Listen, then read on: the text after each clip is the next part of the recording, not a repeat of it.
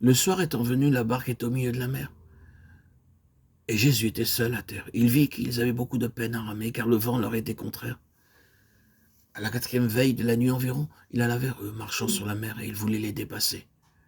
Marc 6, 47-48. Les disciples durent faire face à une situation nouvelle sur le chemin que leur avait préparé le Seigneur. Et le soir étant venu, en d'autres termes, le ciel s'obscurcissait et la barque était sur la mer. En type, nous pouvons dire que Christ, la lumière du monde, a déjà quitté ce monde. À son retour, il sera l'étoile du matin et le soleil de justice. Depuis son ascension jusqu'à son retour, l'histoire du monde est celle d'une longue nuit noire. D'après l'opinion des hommes, le monde devint meilleur et plus lumineux. Mais selon la parole de Dieu, la nuit est avancée. Dieu n'a pas dit que le monde serait meilleur et plus lumineux. Au contraire, il déclare que la nuit est fort avancée. Nous sommes maintenant dans cette nuit noire. C'est pourquoi nous voyons les ténèbres qui nous environnent. Êtes-vous conscient des ténèbres autour de vous? Si vous ne savez pas ce que sont les ténèbres, si vous n'avez pas la conscience des ténèbres autour de vous, c'est que probablement vous êtes assimilé à ce monde. Mais si vous marchez dans la lumière et vivez auprès de Dieu en demeurant en Christ, en jugeant sans cesse les œuvres de la chair et en obéissant à la conduite du Saint-Esprit, vous discernerez très naturellement que ce monde est vraiment ténébreux.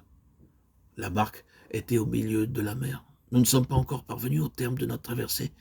Bien que la question de la vie éternelle ou de la mort éternelle soit déjà réglée sans aucun doute possible, notre histoire sur la terre, serons-nous fidèles jusqu'à la fin? Ou notre chemin déviera-t-il? C'est une question à laquelle il doit encore être répondu. Avant que la barque ne parvienne au port, elle peut changer de cap et se trouver en péril. Nous ne devrions pas être sûrs de nous-mêmes au point de penser que notre destinée est déjà toute décidée.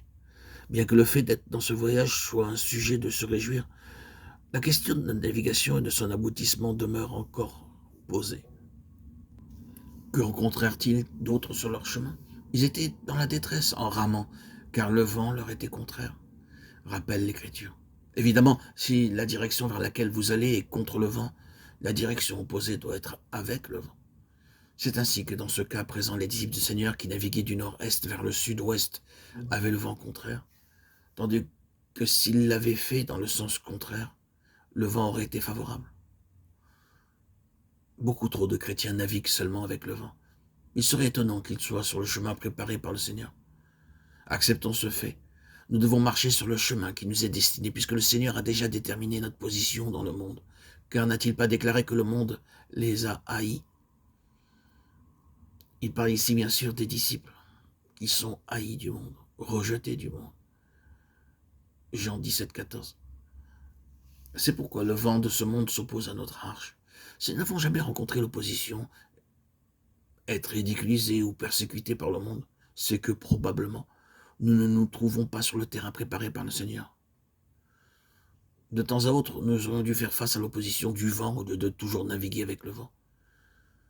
C'est parce qu'il s'achemine dans la direction où le vent souffle que beaucoup de croyants ne réalisent pas l'hostilité du monde à leur rencontre, ni ne comprennent pourquoi il fallait que le Seigneur souffrit l'opposition sur la terre.